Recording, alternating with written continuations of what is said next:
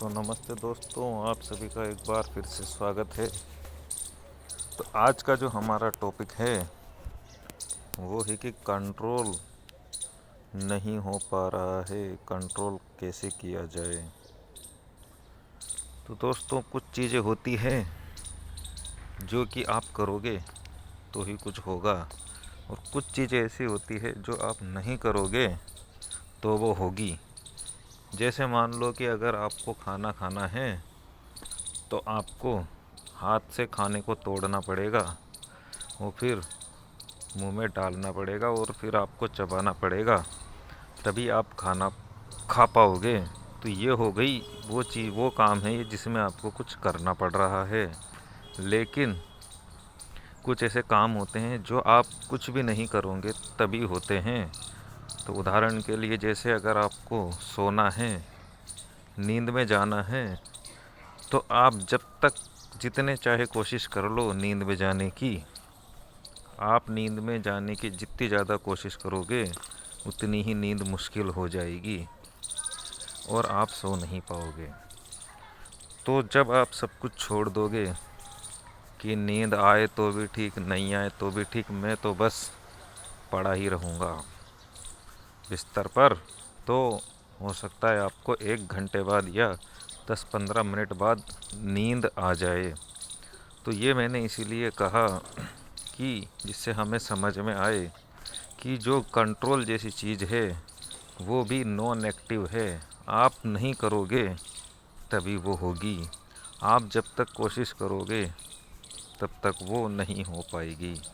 इसलिए जितने ज़्यादा विचार रहेंगे, अगर ज़्यादा विचार हैं तो हमें समझ लेना है कि कंट्रोल अभी बहुत दूर है। जितने कम विचार रहेंगे उतना ही आपका काबू आपके ऊपर रहेगा। इसलिए हमें विचारों को कम करने की कोशिश करनी चाहिए, और वो कम करने की कोशिश भी नॉन एक्टिव ही है। आप कुछ मत करो तो ऑटोमेटिक ही विचार आपके कम हो जाएंगे, और कोशिश करोगे तो भी वो कोशिश करना भी एक विचार ही है। तो इसीलिए कंट्रोल बहुत मुश्किल हो जाता है, क्योंकि हम चाहते हैं कि कोई काम करें और वो हो जाए, लेकिन ये काम ही ऐसे हैं जिसमें कि आपको कुछ नहीं करना है और वो ऑटोमेटिक ही आपका हो जाएगा। और कंट्रोल छूटता क्यों है? अगर आप 10-15 दिन कंट्रोल कर लिए हो फिर वो छूट जाता है, तो उसका एक ही मतलब है कि हमें समझ नहीं है। हमें अभी तक समझ में नहीं आई है कि कंट्रोल के साथ खेलने में और कंटिन्यू खेलने में क्या फ़र्क है। ऊपर ऊपर से आपने समझ लिया होगा, लेकिन गहरे में आपके अवचेतन मन तक वो बात पहुंची नहीं है कि कंट्रोल के साथ खेलने में ही असली मज़ा है और कंटिन्यू खेलने में हार ही हार है। तो ये समझ कैसे बढ़ेगी?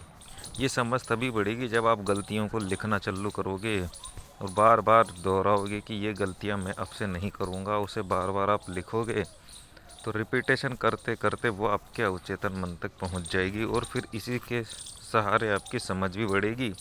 और जब सब आपकी समझ बढ़ जाएगी तो आपका जो मन है जो बोलता है कि यार अब खेल लो, और आप उसकी बातों में आके कंटिन्यू खेल लेते हो, कंट्रोल तोड़ देते हो, तो आपके पास उसके सारे जवाब होने चाहिए कि जब भी वो बोले कि यार खेल लो तो आप उसको बोल सको, उसको भी आप कन्विंस कर सको कि नहीं, मैं कंट्रोल के साथ ही खेलूँगा, मैं बिना कंट्रोल के अब बंद कर दिया हूँ, क्योंकि बिना कंट्रोल के खेलने में मेरा बहुत लॉस हो गया है, मैं बहुत पीछे चला गया हूँ। तो इस तरीके के आपके पास जवाब होने चाहिए, तभी आप उसको रोक पाओगे और कंट्रोल आराम से आप कर पाओगे। तो आ जाते हैं आज की कहानी पे, हाथी और खरगोश। एक बार खरगोशों का समुदाय एक झील के किनारे की नरम मिट्टी में बिल बनाकर रहने लगा। एक दिन हाथियों का एक झुंड वहां आया। झील को देखकर हाथी बहुत खुश हुए और उन्हें झील के किनारे और झील के पानी में खूब मस्ती की। दुर्भाग्य से अपनी इस मस्ती में उन्होंने अनजाने में कई खरगोशों को अपने पैरों के नीचे कुचल दिया। बाकी खरगोश अपनी जान बचाकर भाग गए। हाथियों के जाने के बाद सभी खरगोश विचार विमर्श के लिए इकट्ठा हुए। एक खरगोश बोला, हमें तुरंत इस जगह को छोड़कर कहीं दूर चले जाना चाहिए। खरगोश के राजा ने अपनी असहमति जताते हुए कहा, इस जगह को खोज पहले हमने की थी, बिना कोई कोशिश किए यहाँ से हमें नहीं जाना चाहिए। मेरे पास हाथियों को भगाने का एक उपाय है।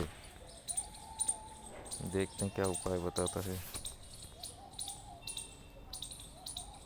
अगली रात जब हाथी आए तो वह खरगोश झील के किनारे एक चट्टान पर चढ़ गया और जोर से चिल्लाकर बोला, धूर्त राजा, रुको, ये झील चंद्रदेव की संपत्ति है।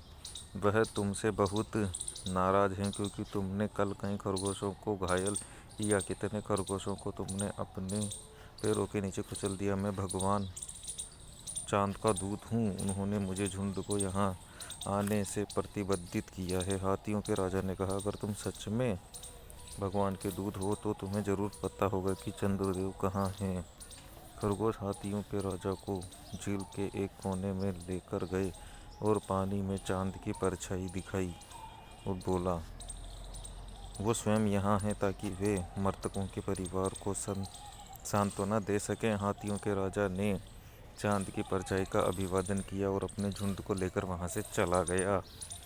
नैतिक शिक्षा मिलती है दोस्तों, मुसीबत का सामना सूझबूझ से करना चाहिए, लेकिन अधिकतर होता यह है कि जब भी मुसीबत आती है हम बहुत जल्दबाजी कर देते हैं।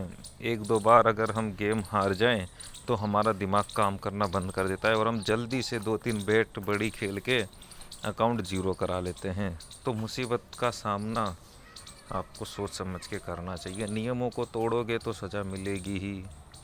अगर नियमों के साथ चलोगे तो चल के ही पता चलेगा कि क्या फ़ायदा होता है। और नियम तोड़ोगे तो अगर नियम टूटते भी हैं तो आपको गैप दे देना है। गैप आपको 10 दिन का कम से कम गैप दो, फिर वापस से स्टार्ट करो। जैसा कि हमने अभी गैप दे रखा है। हम अब 7 अप्रैल को खेलेंगे। उससे पहले हम कितनी ही इच्छा करें उस इच्छा को हम दिमाग से निकाल देंगे और हम नहीं खेलेंगे। तो आज के लिए इतना ही दोस्तों, मिलते हैं अगले वीडियो में। वीडियो देखने के लिए बहुत बहुत धन्यवाद।